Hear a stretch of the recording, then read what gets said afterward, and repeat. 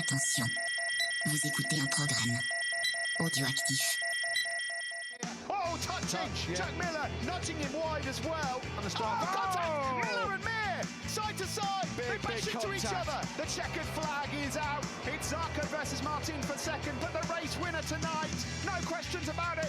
A stunner from Fabio Quartararo to win, and the battle for second is close, but it goes to Zarco in an amazing race. Bonjour à tous, bienvenue dans un nouvel épisode de C'est qui en pôle. Aujourd'hui, on se retrouve pour un nouveau numéro du podcast, le numéro 220, et on va discuter ensemble du premier Grand Prix de la saison 2026 pour ce Grand Prix de Thaïlande. Et c'est Nico et Gwen qui m'accompagnent aujourd'hui. Comment ça va les gars? Ça va super, merci.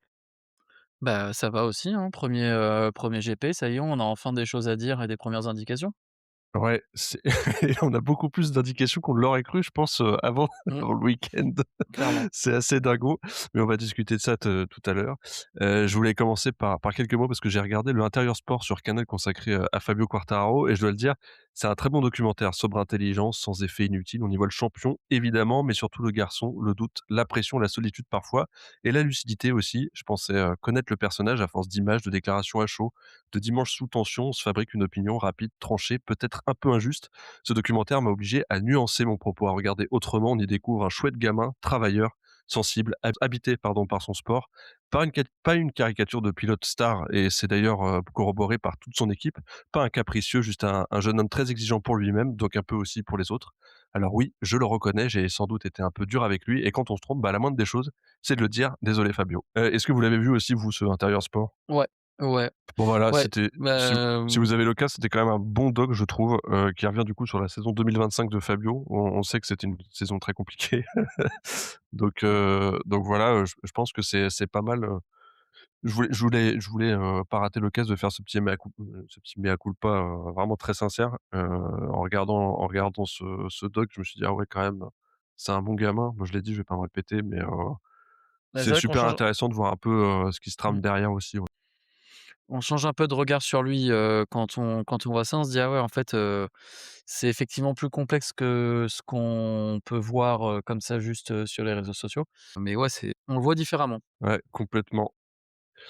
Pas beaucoup de news à vous indiquer, aujourd'hui, pendant les tests. Je les ai pas regardés parce que j'ai une vie de famille, désolé, il s'est passé à peu près quoi?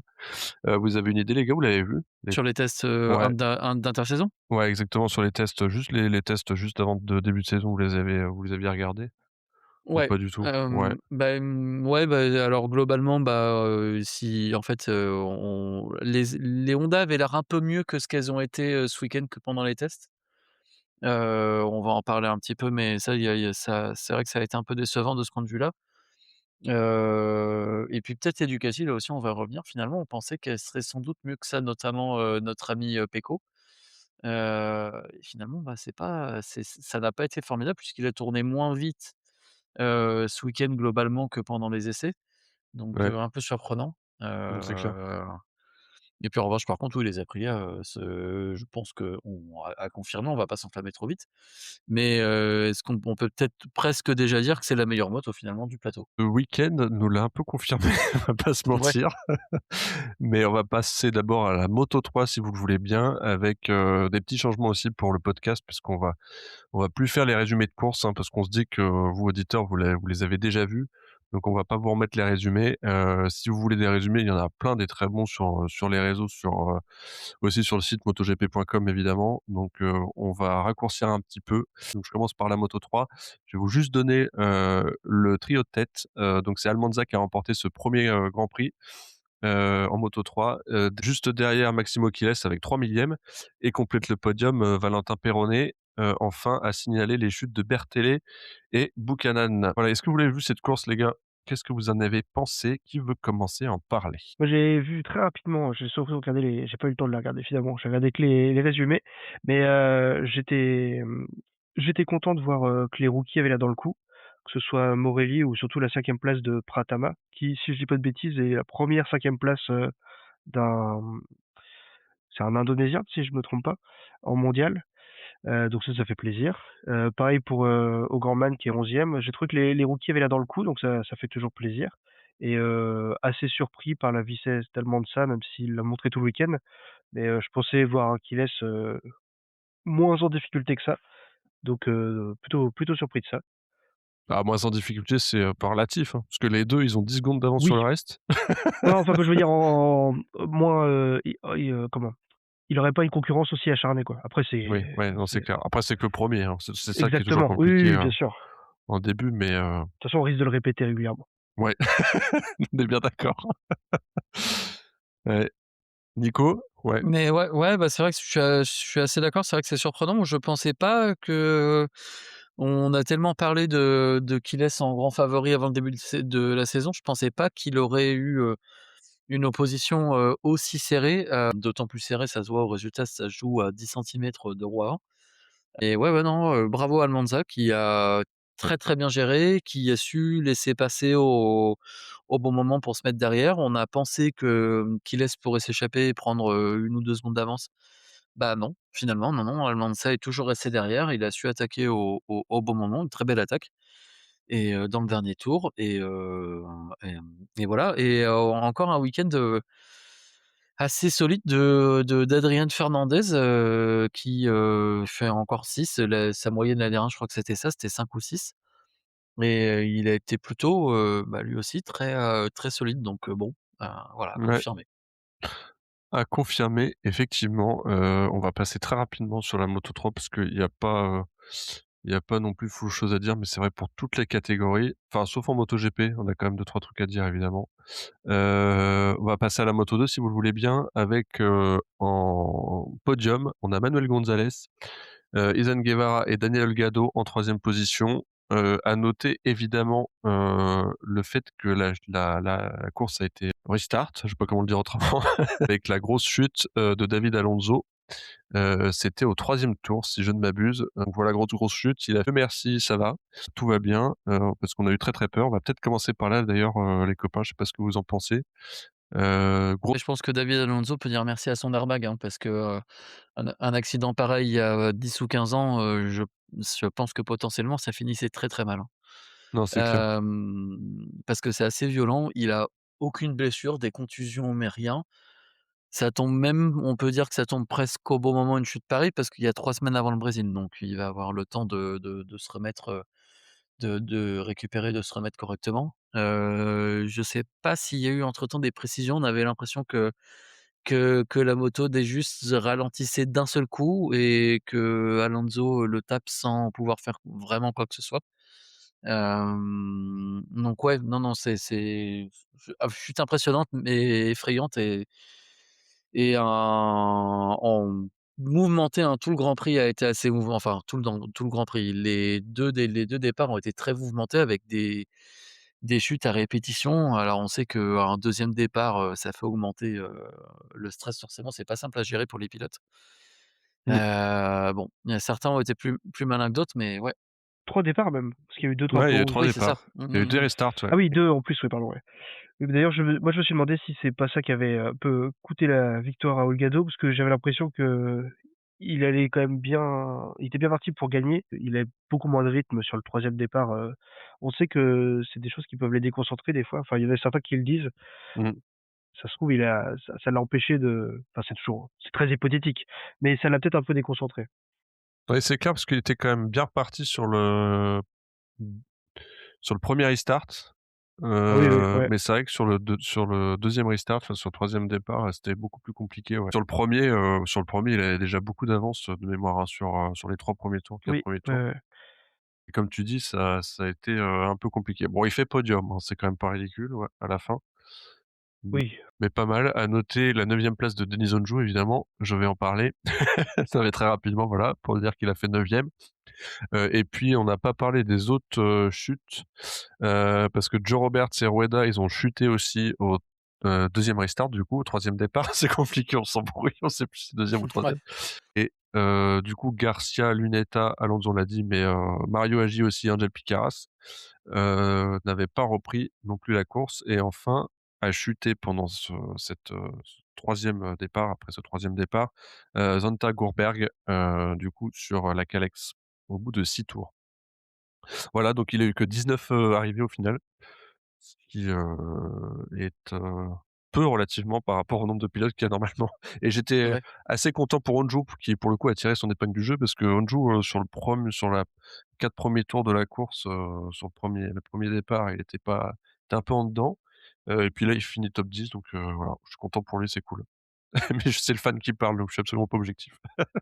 À noter, ouais, Salač, qui fait dernier de cette course du coup, un peu compliqué. Arbolino 13, Baltus 14. Bon, Baltus, on l'a vu un million de fois, donc c'est pas très Belle bat étonnant.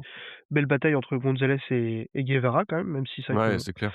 c'est, Mmh. un peu déçu pour Guevara qui avait l'air de vraiment, tenir quelque chose, mais c'était sympa à regarder, ouais. Puis Gonzalez, c'est bien pour lui, ça le ça le fait commencer la saison sur un bon élan, quoi. Ouais, non, c'est clair. On va espérer que ça Alors, dure. Ouais, c'est vrai qu'on avait peur de peut-être Gonzalez de, pas avoir, disons l'effet Garcia, qui s'était battu pour le titre et qui après était un peu tombé dans les limbes, même s'il a retrouvé un guidon pour une saison complète cette année. Mais, visiblement c'est pas le cas parce qu'il a été plutôt intelligent, Gonzalez a pas forcément le plus rapide, mais ouais le plus intelligent en fait, bien gérer la pression et les différents départs, et puis à prendre l'avantage au bon moment sur Guevara et pour, se ménager une petite marge et non c'est plutôt bonne course de sa part. bien, merci. Je pense qu'on a fait le tour. Est-ce que vous voulez peut-être ajouter quelque chose? Non?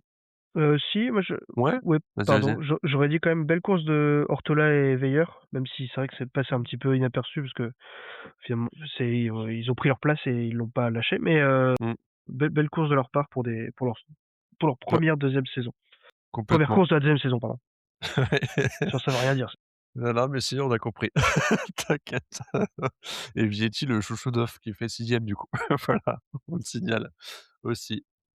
Heu, Ouais et peut-être moi juste un petit mot Vas-y, sur bien sûr. Eskrig, qui a été assez rapide pendant tout le week-end, et qui finit 12e. Alors certes, il y a effectivement, pas mal d'abandons, mais, Non, c'est clair. non Eskrig, qui, amène la forward, on rappelle qu'ils sont que 2, hein, lui et Navarro. Il l'amène, plutôt bien et bon week-end d'ensemble pour lui. Ouais, Ouais, je suis d'accord. à suivre, complètement d'accord aussi. Donc passons au MotoGP si vous voulez bien avec, en course sprint, le podium qui se décompose comme suit: Acosta, Marc Marquez, Raúl Fernandez, et oui, et la chute de Bezzecchi, au bout de 12 tours. Bezzecchi qui, menait allègrement cette course sprint avec une petite bagarre au début avec Marquez, mais il semblait partir devant et ça a finalement chuté au 12e tour pour lui, mais il s'est rattrapé sur le dimanche puisqu'il a remporté la course, devant Acosta et Fernandez. À noter, les chutes, non, pardon, la crevaison de Marc Marquez, et de Joan Mir, et la chute d'Alex Marquez. Voilà, je vais y arriver.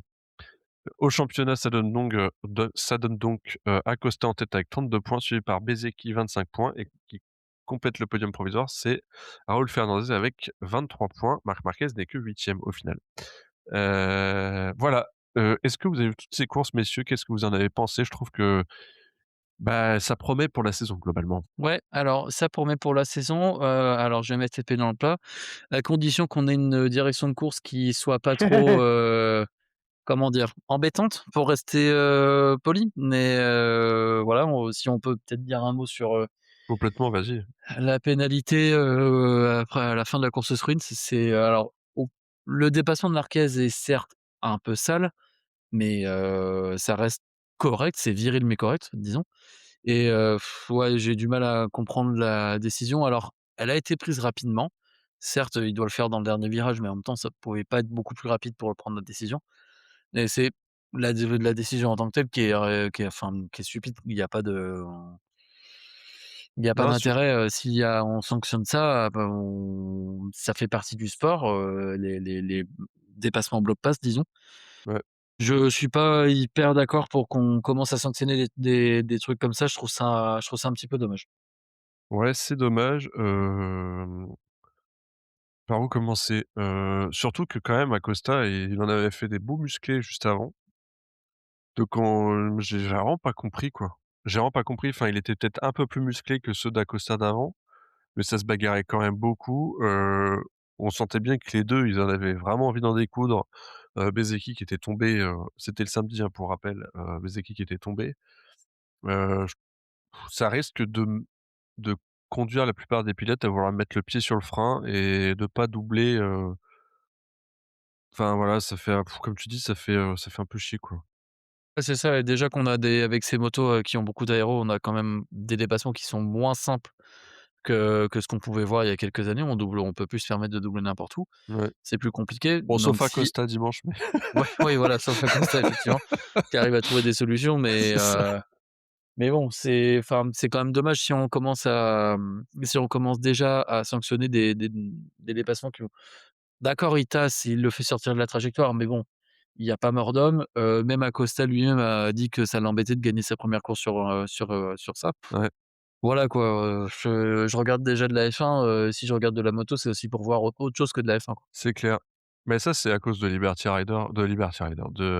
Media qui a racheté la Dorna, ça. Mmh. C'est bizarre, ça tombe pile à ce moment-là, quoi. Ouais, c'est vrai. Alors, bah, après le directeur de course avait, on va paraphraser notre bon, Johan, National qui avait dit: «Bah, oui, mais c'est OK, il a beaucoup d'expérience en direction de course, mais il a aucune expérience de la piste». Bon, Ouais. voilà, Sévère mais juste. c'est ça.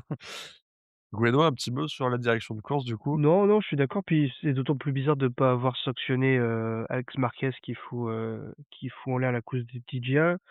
Heu, comme les, dépassements d'Acosta, on en a vu d'autres aussi au cours du week-end. Je sais pas, c'est un peu sorti de nulle part. Alors est-ce qu'ils comme ils avaient qu'un tour et ils ont pris une décision trop vite et au lieu de dire: «Bon, bah, on s'est planté, désolé», ils préfèrent, persévérer, je sais pas. J'ai vu des gens qui avaient des justifications qui étaient pas forcément, inentendables, mais le problème, c'est que si on commence à faire ça, après plus personne se double, quoi. C'est ça le c'est ça le problème principal, pour moi, quoi. Ouais, Mais, surtout on a quand même vu beaucoup plus dangereux, beaucoup plus sale et bah, celui de Mir sur DJA, si je dis pas de bêtises, ouais, était quasi similaire, similaire. ouais. Non, Enfin, c'est clair. j'ai pas vu beaucoup de différence. Alors on l'a moins vu parce que le ralenti est pas passé 17 fois dessus comme sur celui du samedi, mais pour moi, c'était un peu la même chose. Alors est-ce que c'était parce que c'était en tête de course? Je sais pas. Ouais, non, je suis d'accord, c'est bizarre. On verra. D'ailleurs, Mais Marquez a ouais, ça apprécié, vu qu'il est passé devant la cabine de direction de course en leur faisant, bravo avec les mains, quand ouais. il est passé devant. Non, mais on peut le comprendre là pour le Ah oui, coup, oui, oui, oui. non, non, c'est clair. On peut ne pas aimer Marquez, mais j'espère que même Ophélie qui n'aime pas Marquez a compris sa frustration, au moins dimanche. Au moins samedi, pardon. Hem, qu'est-ce Dimanche aussi, ceci dit. Oui, dimanche aussi, mais alors pour une autre raison. Pour une autre Merci raison. pour merci pour la transition. Ouais, du coup, Marquez qui a crevé, au bout du 6e tour, au bout du 6e tour? Non, c'est l'inverse. Parce qu'il y a gap Non, là il et restait il 6 restait 6 tours. tours, il restait 6 tours. Du coup, dur, mais bon, il avait pas la vitesse pour être tout devant, en tout cas, ce dimanche. Mais ça c'est pour ça que je disais ça promet tout à l'heure, mais là, les Aprilia sont très en forme. On a du coup Bezzecchi qui a gagné. On a, 4 Aprilia dans les 5 premières places. Acosta avec sa Katoche qui fait 2e. C'est Ducati un peu plus en dedans pour le coup. Ça va être intéressant. Ouais, bah, moi c'est vrai que je pensais parce qu'il en a parlé, Marquez pendant les essais qu'il se sentait pas en forme et cetera et j'avoue que j'y ai pas cru. Je me suis dit: «Oui, bon, il dit ça pour, on va dire pour se ménager un Ouais. peu, mais, on le connaît, et en fait, non, et c'est vrai qu'il a vraiment pas l'air à l'aise. Après, on se rappelle aussi, c'était pas trop le cas les dernières saisons, mais les premiers, ouais, je sais pas, je dirais 2022, 2023, 2024, les premiers GP, les Ducati étaient souvent pas aussi agressifs qu'on a l'habitude de voir. Il fallait 3-4 GP pour les voir se mettre en route, donc ça se trouve, on va avoir la même chose cette année aussi. Et Et en fait, c'est ça si qui est dur avec Marquez, c'est que, l'année dernière, il nous fait vraiment une saison pleine dès le début avec, sprint course, 3 fois de suite sur le début de la saison et là, du coup, on le voit que sur le podium en sprint et en plus, abandonné sur le dimanche, alors que c'est même pas de sa faute en plus, c'est juste qu'il a crevé. On se dit: «Oh là là, qu'est-ce qui se passe, quoi?» Donc c'est dire le niveau qu'il avait l'année dernière, mais comme tu dis, c'est pas étonnant de la part d'une Ducati, en fait, quand on regarde de façon un peu plus loin, quoi. surtout que l'année dernière, il avait survolé la Thaïlande, quoi. C'est là où il Ah avait ouais, laissé non, mais passer son c'était frère pour repasser tout ça. On s'était dit, «Waouh, ouais, qu'est-ce que c'est?» Et là, ouais, un peu surprenant, mais ceci dit, comme disait Rivola, samedi avant la course, je crois, on marque Bezzecchi est super en forme et la moto marche bien, mais tant qu'il y a Marquez sur la grille, on peut pas savoir, qui c'est qui va gagner, quoi. Je trouvais ça assez intéressant, même diminué, tout le monde considère quand même que ça reste le meilleur et de très loin, quoi. Ouais, c'est Ouais, clair. mais alors j'ai laissé traîner, ce week-end au salon de la moto à Lyon, j'ai laissé traîner mes oreilles et il se dit que Marquez aura encore sacrément mal à l'épaule, et que c'était quand même encore compliqué plus qu'il ne le laissait, paraître en tout cas, pour lui. Bah, vu le résultat, ce serait pas déconnant, ouais. Ouais, Ouais, ouais. non, c'est clair. Et heureusement qu'il s'est pas refait mal du coup quand même. Bah, quand il a crevé, c'est pas passé loin parce que, Ah non, c'est pas passé c'est loin, même hein. c'est même surprenant qu'il soit resté sur ses roues, quoi. Ah, c'est impressionnant, ouais. Ouais, c'est ça, c'est vrai que c'est fou parce qu'en plus les vibreurs ont pas l'air si prononcés que ça, mais on voit vraiment que ça a déchappé, ça a tordu la jante. Alors Ah les oui, oui, jantes elle en a magnésium, éclaté, ouais. c'est assez fragile, mais là quand même ça avait tordu la jante, de façon assez impressionnante donc Ouais. Bezzecchi du coup, si vous le voulez bien, parlons de lui, qui s'est bien rattrapé le dimanche. Vraiment le dimanche, il est parti, c'était on voyait bien qu'il était au-dessus, quoi. Il y avait pas trop de suspense sur la fin, quoi. Si on savait que s'il restait debout, il y avait pas ouais, trop de discussions possibles. ouais, Impressionnant. Ouais, il a confirmé effectivement toute la vitesse qu'il avait, tout le week-end en fait. Il y a peut-être alors il y a quand même pas mal de chutes, hein, parce qu'il y a 3 chutes dans le week-end. À part, le Grand Prix, quasiment une à chaque session. Donc voilà, peut-être est-ce que c'est de la surconfiance? Est-ce que c'est le fait de pas encore, bien connaître les limites de la moto? Je sais pas. Mais effectivement ce week-end, sauf, chute, effectivement, il était quand même, assez imbattable et au-dessus du lot et je pense que, on peut même extrapoler en disant clairement, ce dont on parlait en tout début d'épisode. Je pense qu'on peut dire assez nettement que l'Aprilia maintenant est la meilleure moto du plateau parce que ouais, Ducati, si on enlève Marquez et encore même Marquez, le dimanche c'était pas simple. Si on enlève Marquez, Ducati c'était quand même pas, évident du tout. Bah, d'ailleurs, on voyait que Acosta a eu plus de mal à doubler, les Aprilia que les Ducati. ouais, non, c'est clair. Ouais, ouais.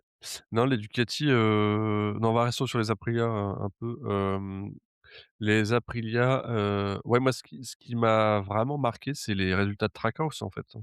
Parce que autant, on pouvait s'attendre que Martin revient en forme, j'allais t enfin, je vais peut-être être un peu, comment dire? En fait, ça m'a pas étonné de le voir, en tête, enfin, devant. Dans le sens où je me disais: «Là, c'est quand même un champion du monde en titre. Il sait comment être champion du monde du coup, il est quand même bourré de talent». Là, les quelques difficultés qu'il a eues l'année dernière, bon, bah, on savait qu'il était blessé, qu'il était pas à 100. Il y avait pas de mal, quoi, dans l'absolu. Là, ça m'a pas étonné qu'il revienne devant, mais ce qui m'a étonné, encore une fois, c'est la perf, de Fernandez et d'Ogura, quoi. C'est vraiment que la moto, parce qu'il suffit pas que la moto marche bien, hein, faut savoir aussi s'en servir.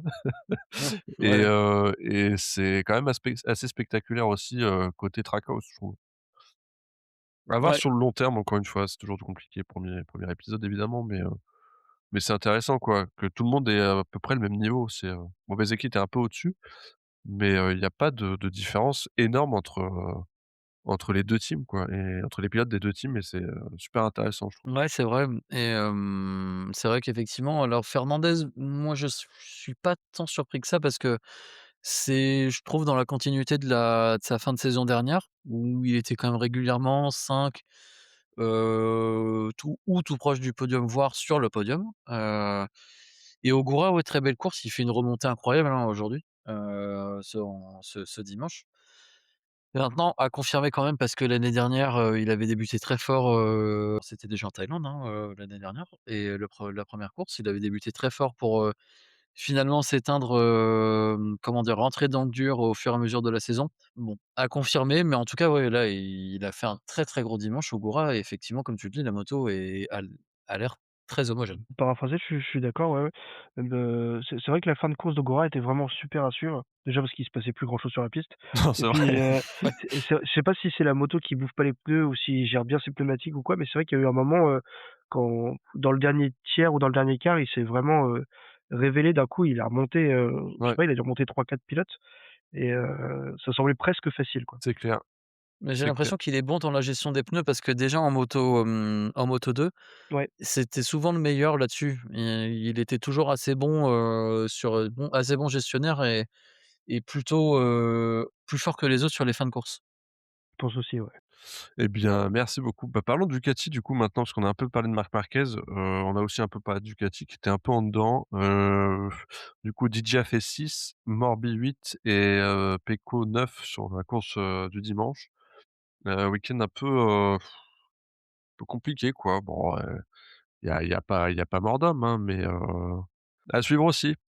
Va pas falloir rater le train en marche parce que si Aprilia réussit à garder son haut niveau et qu'on a aussi beaucoup d'attentes d'Honda cette saison, hein, évidemment, parce qu'ils avaient montré une belle progression, l'an dernier.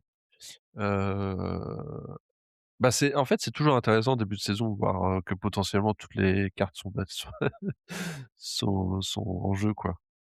Bah, ils se concentrent aussi pour l'année prochaine et les changements de règlement, sans aucun doute. Mais, à voir. Ouais. Aidez-moi les gars. Après, non, Bueno, vas-y, non, je te après laisse, je me faisais la remarque aussi, ils ont pas non plus, les pilotes les plus, alors évidemment il y a Marquez, mais si on enlève Marquez, on a un Pecco qui est quand même en difficulté depuis 1 an, quelle que soit la raison, en tout cas on n'a pas le Pecco qu'on a pu connaître par le passé. Digia, bon, c'est quelqu'un qui ramène des points, mais c'est pas un top pilote, quoi.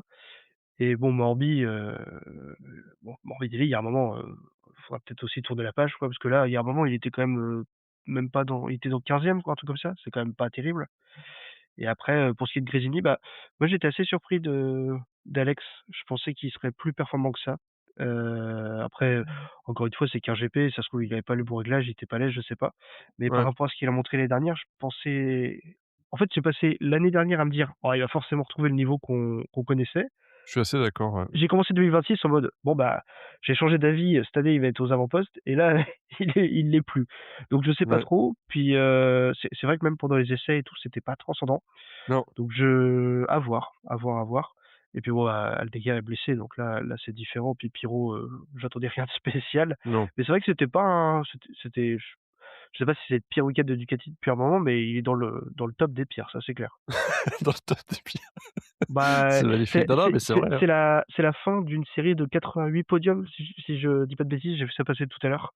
Ouais, ouais. Donc ouais, c'est vrai que ouais. c'est pas en tout cas, c'est pas le meilleur moyen de commencer la saison. Non, Ouais, c'est ça, ouais, 88 podiums consécutifs avec au moins une Ducati, dessus, C'est ça. sur le podium. Moi, je trouve que ça fait du bien des séries comme ça quand ça s'arrête, j'ai rien contre Ducati, hein, Je suis d'accord, ouais. heu, mais voilà, je trouve que ça fait du bien. On a vu, Ducati aux avant-postes pendant des années. Alors évidemment, c'est pas on va pas tirer de conclusion hâtive après une seule course, mais effectivement, faut faire attention, hein, un peu aux Ducati parce que la 25 était déjà assez compliquée à piloter. En début de saison avec la 25, on se disait: «Ouais, mais c'est temps que ça se mette en route et que les pilotes prennent leur marque».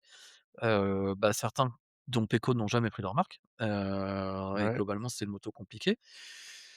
Voilà, à confirmer, mais c'est vrai que si on enlève, Marc Marquez de l'équation, ce week-end, on avait franchement pas l'impression que beaucoup de pilotes, arrivaient à la maîtriser, à maîtriser cette machine. Donc, bon, c'est que la première course, c'est un circuit qui est un petit peu atypique, sur laquelle Aprilia a toujours été forte, à confirmer. ouais, ouais, Puis autant il y a quand sur même, un vas-y, vas-y. pardon, Non, juste vas-y. si on peut faire un épisode spécial avec Pierre qui explique qui a quelle moto, avec quel carénage, avec quelle configuration. Parce qu'entre ceux qui ont une GP26 avec des carénages de GP24, ceux qui ont une GP25 avec des carénages de GP26, moi je suis complètement paumé.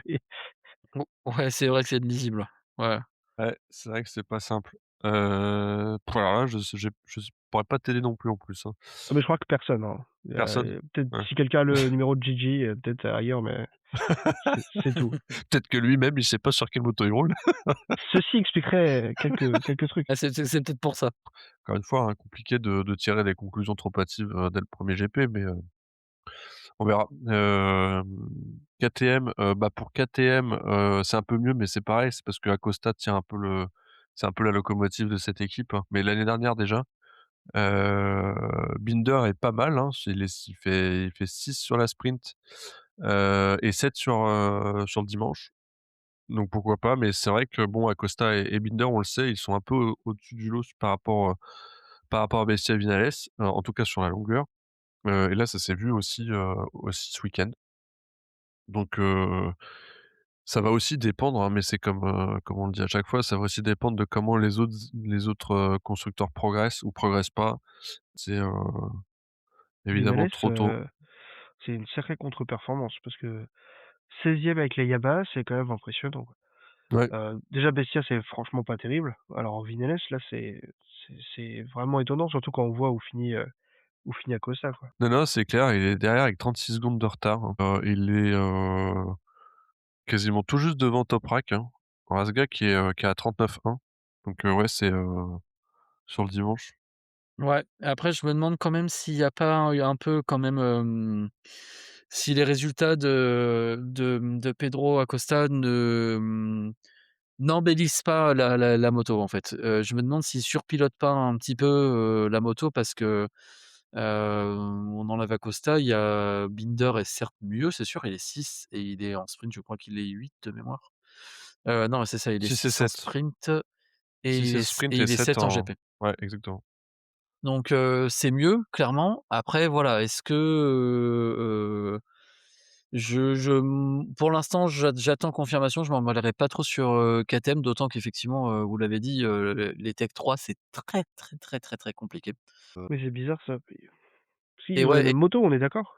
bah, ils ont exactement les mêmes motos. Ouais, c'est Normalement, ça, il y a hein. il y a que l'exploitation qui change. Il l'a dit, hein, Nicolas Goyon l'a dit, c'était cauchemardesque. Il s'attendait pas du tout à avoir autant de mal et il pensait pas, être au à ce point, en difficulté, surtout par rapport aux officiels. Donc bon, voilà, à confirmer, d'autant qu'en plus, Vignales avait été aux essais de pré-saison, avait été plutôt bon et plutôt c'était prometteur donc Oui, mais ça, c'est après Vinales et les tests hivernaux, oui, c'est c'est une c'est grande ça. histoire d'amour.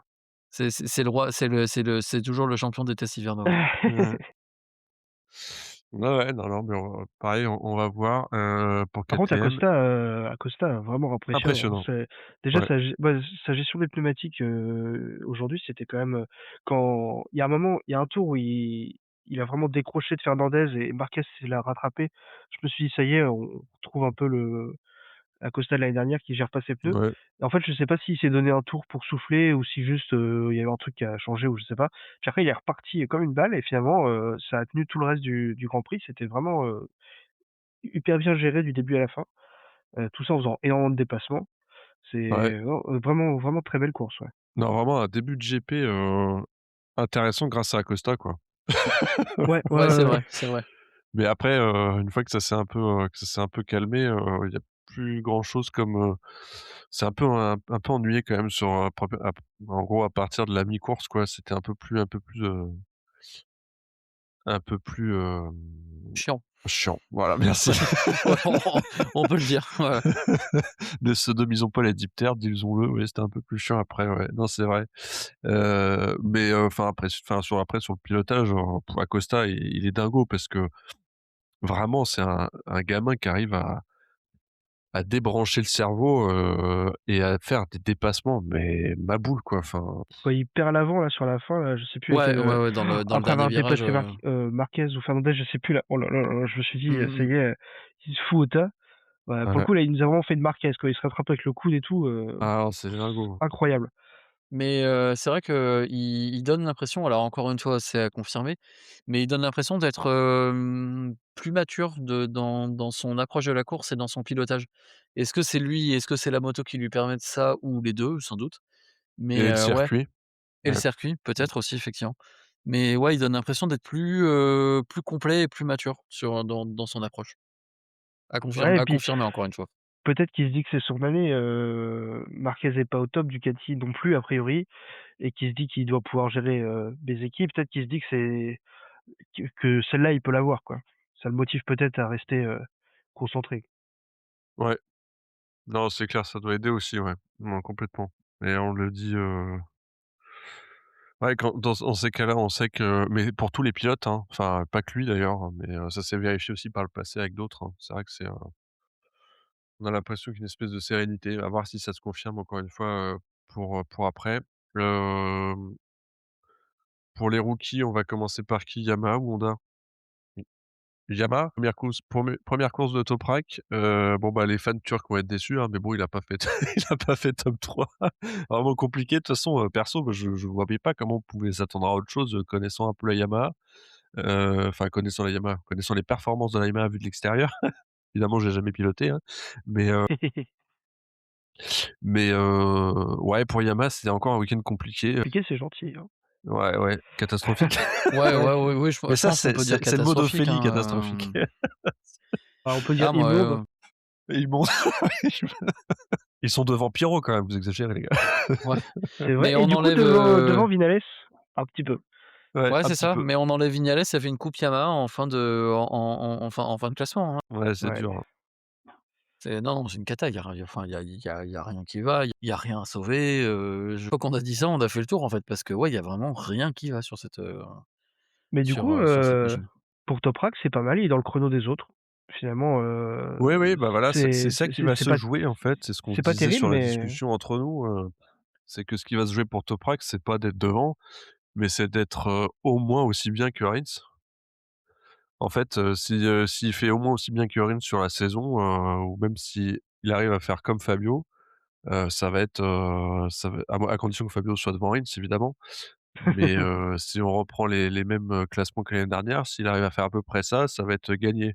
Après s'il est vraiment derrière Miller, ça va être, ça va être plus Bah, dur. ceci dit, là, il se lance dans un pardon, vas-y, je t'en prie, ouais. Charrette, c'est pas, c'est pas déconnant, quoi, c'est même plutôt positif, je Non, trouve. non, c'est pas catastrophique. Mais c'est la moto qui est catastrophique Oui, malheureusement pour voilà. lui. Le truc c'est que c'est ce que j'avais pensé aussi. Je me suis dit: «Est-ce qu'il a pas voulu, passer en GP trop tôt, Toprak?» Bah, vu son âge, trop tôt, il avait pas Oui, c'est beaucoup de vrai. marge, mais par contre, justement, ce que je me dis, moi, à 29 ans ou 30 ans, je sais plus, là, il part pour 43 courses sur une moto compliquée. Faut avoir le mental, hein, pour se lancer dans un nouveau projet comme ça, enfin, je veux dire, là, il part d'un endroit où il gagnait tout, et il se retrouve enfin, là, ça doit lui faire bizarre quand même, hein. Mentalement, faut falloir, Ouais, va encaisser falloir le tenir. ouais, Ouais, et puis c'est pas les mêmes obligations, et cetera non plus quand tu es en GP, hein. en plus, C'est ouais. peut-être moins à la cool que enfin moins à la cool, tu relatif, hein. Mais Non, mais déjà, il y a plus de grands prix, enfin, de week-ends de grands prix. ouais, il y a plus de week-ends de Grand Prix, ça va plus vite, c'est peut-être plus contraignant physiquement, sans doute même.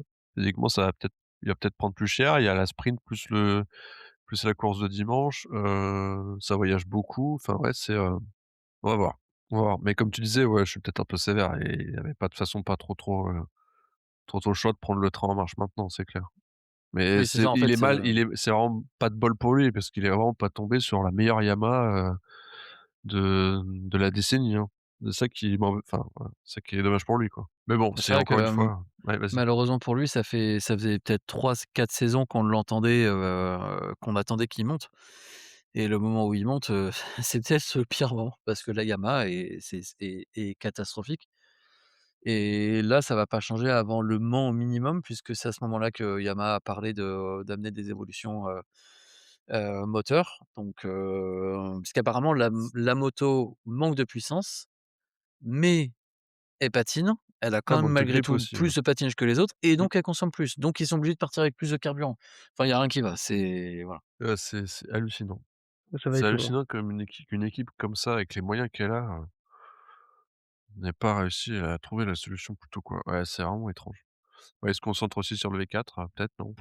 Mais bon, là, c'est que c'est des problèmes de chassis, là, c'est pas des problèmes de moteur, quoi. Enfin, a Bah, priori, passer sur le L'électronique V4, beaucoup, je c'était, crois. ouais, électronique, ouais. ouais, il y a aussi beaucoup de problèmes d'électronique, ouais et passer sur le V4, je pense que c'était pas une mauvaise idée. C'est trop tard, enfin c'est trop tard, c'est tard, mais c'est jamais trop tard, mais ça aurait pu être fait avant, mais apparemment on entendait aussi dans le des mécanos, parce qu'il y a, le siège de Honda Racing est en Europe et en Italie. Il y a beaucoup d'Italiens. Le directeur technique est italien, le responsable du projet qui a Ouais. remplacé Lin Jarvis est italien aussi.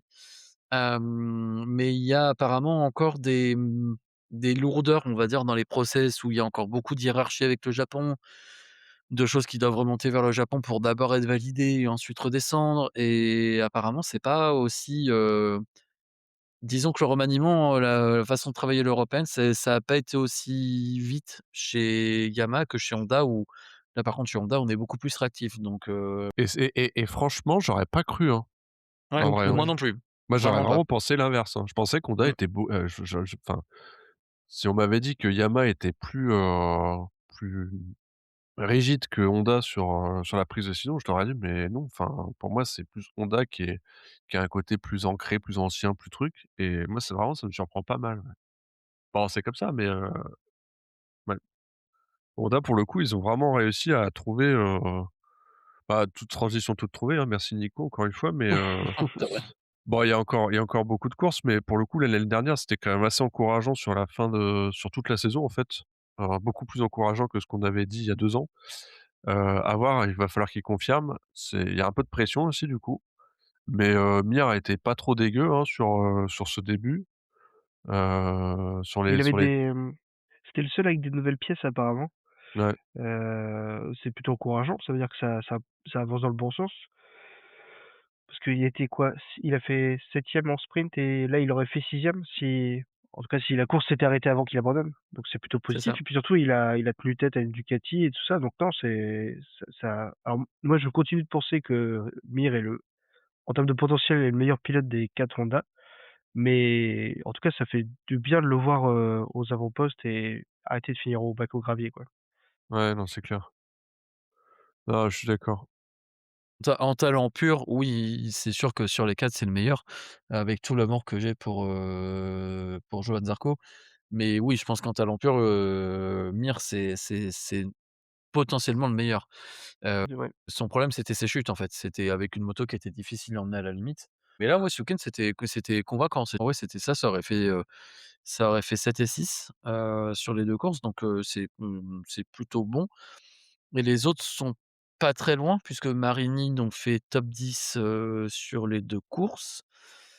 Zarco est un poil en dedans, il trouve du mal à trouver une base de réglage qui lui convienne vraiment. Mais bon après c'est quand même pas, c'est très loin d'être dégueu malgré tout, hein. Il est juste derrière Marini, au Grand Prix et il est pas si loin de Marini non plus puisqu'il a, 1 seconde et même pas une seconde, sur la sprint.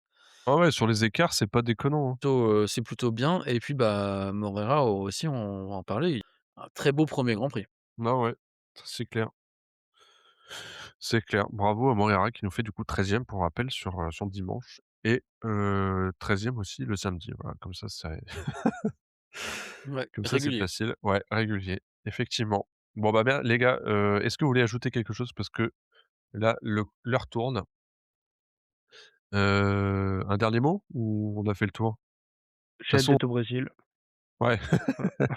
Alors, bah, le Brésil, c'est quand le Brésil? C'est dans 3 semaines? C'est Le dans 3 22, ouais. semaines, ouais, ouais, ouais, ouais. Ouais, On a un début de calendrier un peu façon, un peu World chelou. Superbike, on commence tôt et après on attend un temps fou, jusqu'à la prochaine course. Bon, Et il va y avoir quelques bornes, des avions aussi, hein, parce que du coup, Thaïlande, Brésil, après, États-Unis, Qatar, ouais, ça fait 2-3 allers-retours.